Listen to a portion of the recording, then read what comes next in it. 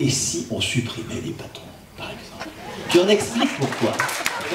Les salariés vont nous prendre pour des fous. Alors on pourra commencer à débattre. Un syndicaliste qui dit aux travailleurs « vos revendications sont les nôtres », c'est un syndicaliste démissionnaire. J'ai été très ému quand j'ai vu, dans un travail que je faisais d'archives, les archives de la CFDT, de la CGT de 67 dans la sidérurgie lorraine. Il y avait une unité offensive de la CGT et de la CFDT à l'époque, sur une grève qui a été réussie, massivement réussie.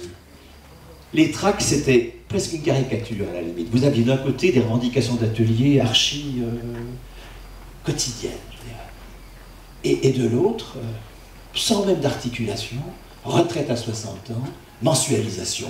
Des mots d'ordre qui étaient refusés par les salariés de l'époque. Les horaires disaient, si on est mensualisé, on aura moins de sous. La retraite, c'était la retraite des morts, encore dans les années 60. Le syndicalisme, il a su articuler des revendications immédiates et des revendications qui allaient plus loin que les revendications spontanées des travailleurs. Ces tracts-là obligeaient les militants à engager le débat sur un terrain qui n'était pas la conscience spontanée des travailleurs. Et bien, faisons pareil, lorsque nous avons un tract sur pôle public bancaire, au verso, et si on supprimait le crédit en le remplaçant par une cotisation économique? Sur un tract où on va dire SMIC à 1700 €, au verso, je donne des idées de verso de tract, hein, d'accord? Et si, je ne mets pas en cause vos rectos, hein, continuez, d'accord.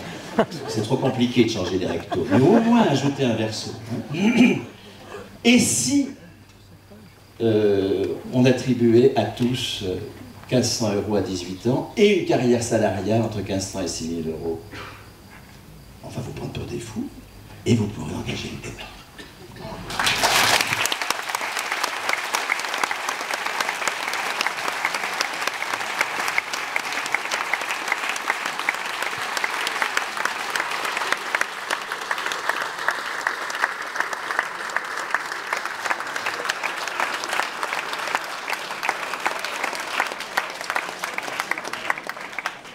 Merci Bernard.